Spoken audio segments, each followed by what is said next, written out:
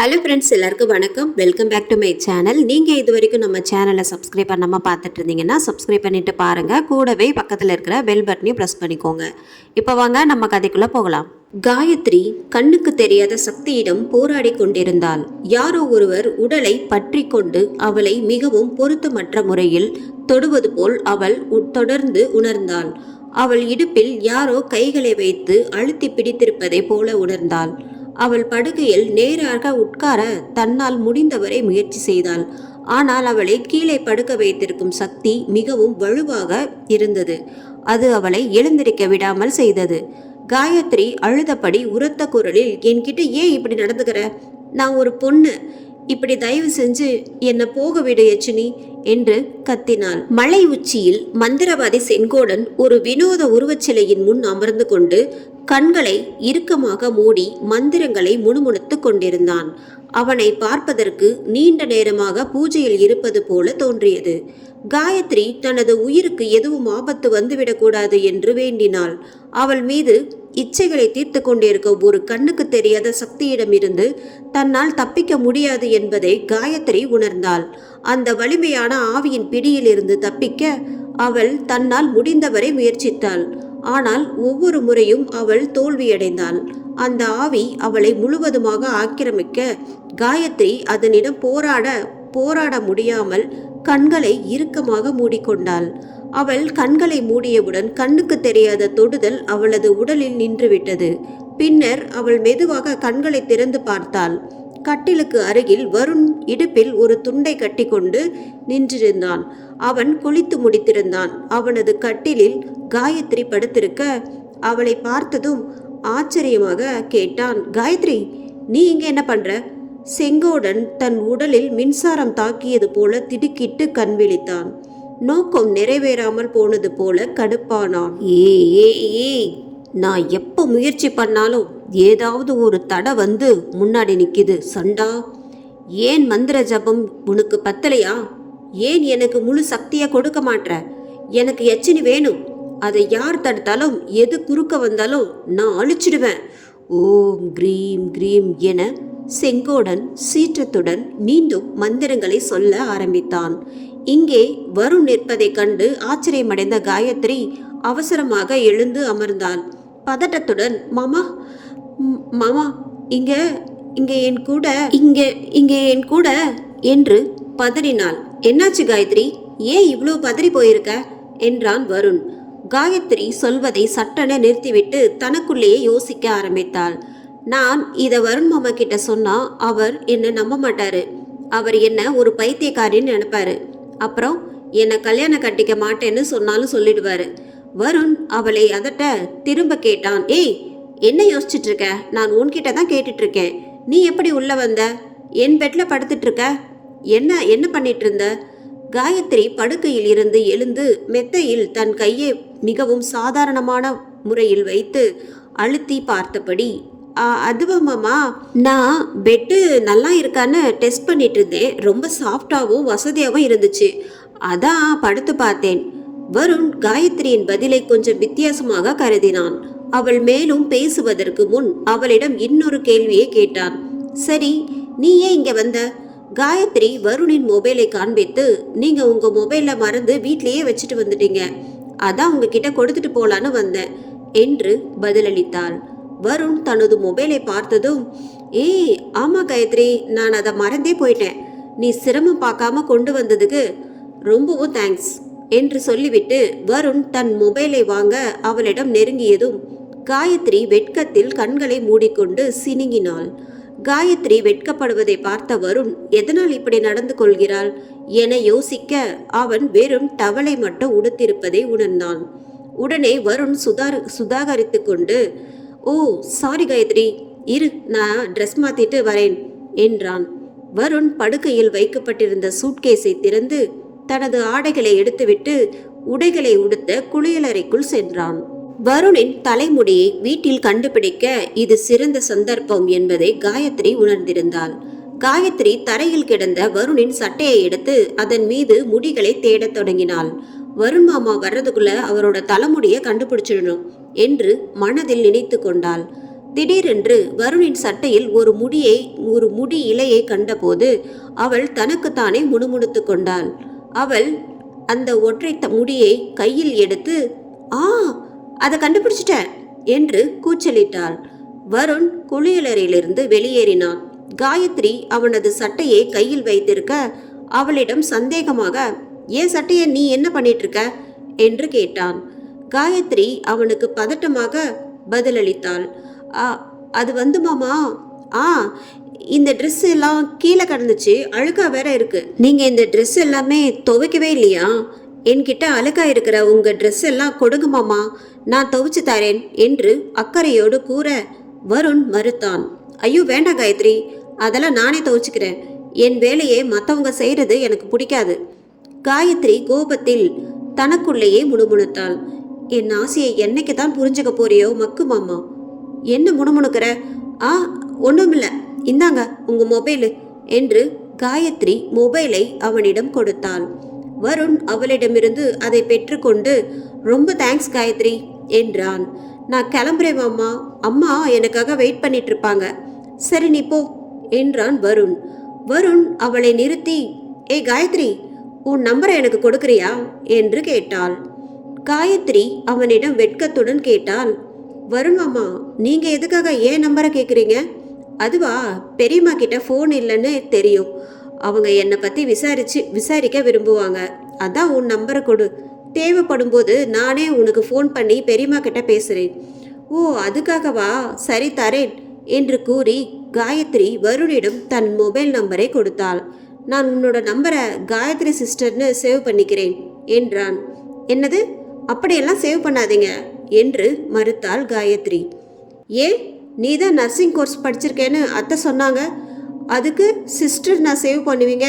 என்னை யாராவது சிஸ்டர்னு கூப்பிட்டா எனக்கு சுத்தமாக பிடிக்காது. நீங்கள் வேணா ஒன்று பண்ணுங்க, நர்ஸு காயத்ரின்னு சேவ் பண்ணுங்க என்றாள். சரி, உன் நம்பரை நர்ஸு காயத்ரின்னு சேவ் பண்ணிட்டேன், போதுமா? ஓகேவா? ஓகே ஓகே என்று கூறி அங்கிருந்து புறப்பட்டாள் காயத்ரி. மறுபுறம் சோபனா சிகப்பு கலர் புடவையை கட்டிக்கொண்டு அதுக்கு மேட்சிங்கான சிவப்பு நெயில் பாலிஷை அவளது கால் விரல் நகங்களில் பூசிக்கொண்டிருந்தாள். அப்படி பூசிக்கொண்டிருக்கும் போது அவளது இடது கால் பெருவிரலில் நகம் இல்லாதிருப்பதை கண்டாள். அவளது கால் பெருவிரலில் நகம் பிடுங்கப்பட்டிருப்பதை பார்க்கும்போது அவளுடைய இருண்ட கடந்த காலம் நினைவுக்கு வந்தது.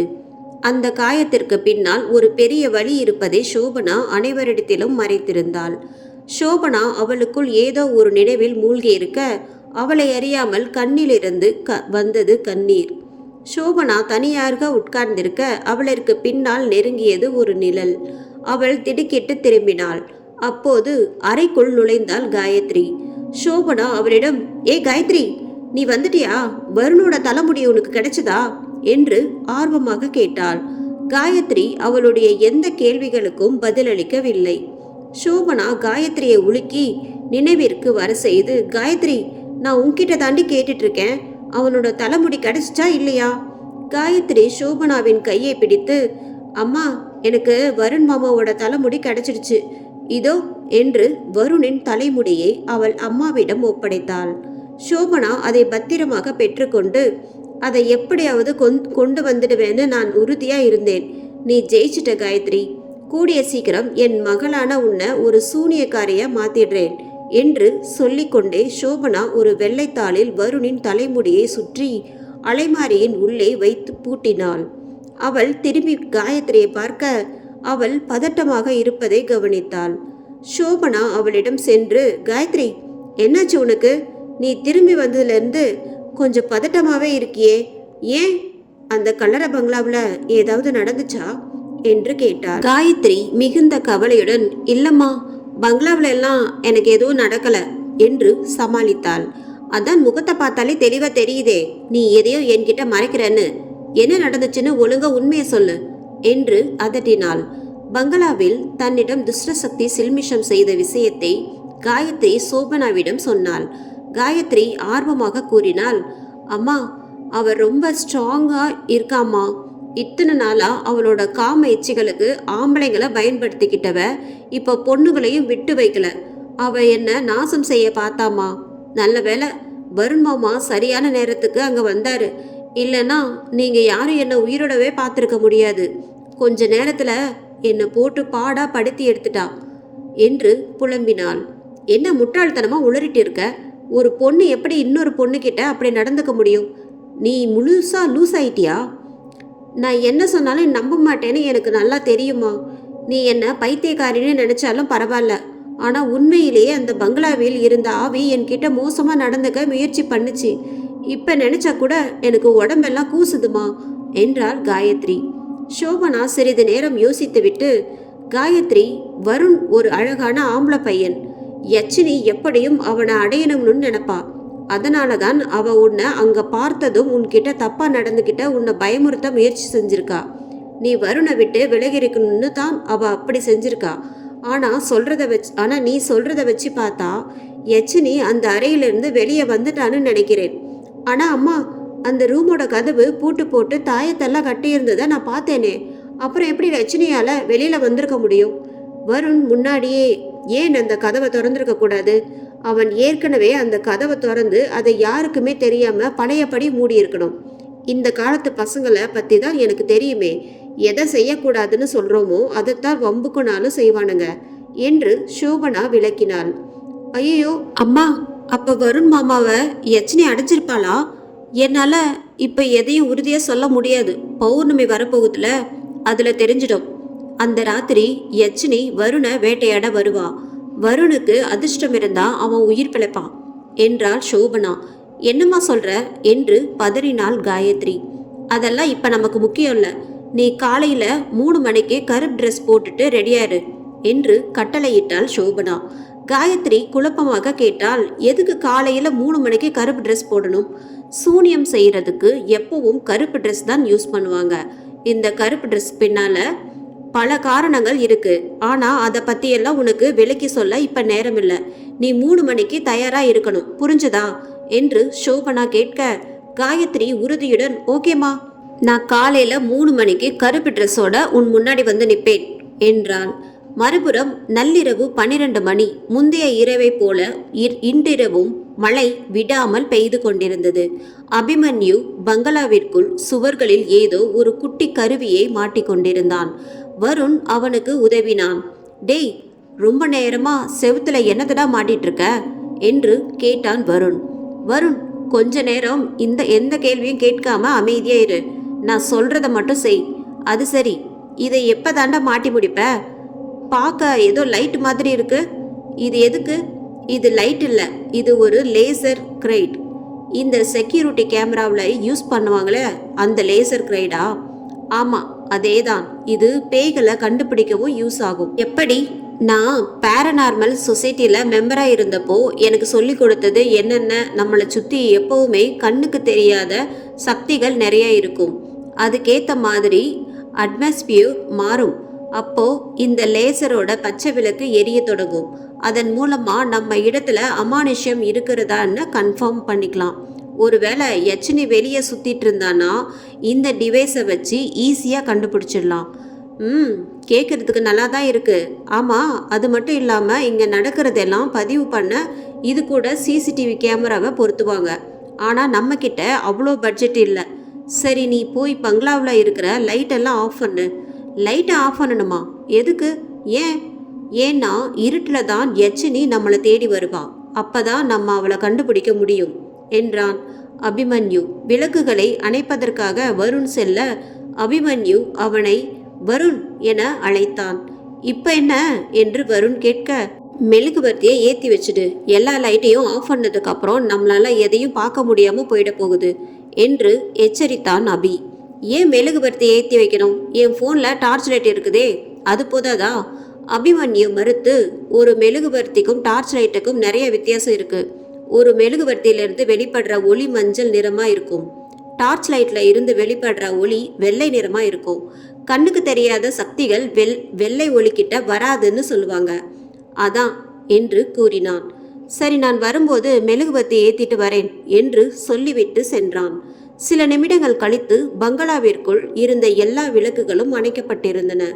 அபிமன்யு மற்றும் வருண் இருவரும் மெழுகுவர்த்தியை கையில் வைத்து கொண்டு எதிரெதிரில் நின்றனர். பங்களாவிற்குள் மீண்டும் முழு அமைதி நிலவியது. அபிமன்யு அமைதியை உடைத்து, இந்த கண்ணுக்கு தெரியாத சக்திகள் ஏன் ராத்திரியில மட்டும் வருதுன்னு உனக்கு தெரியுமா?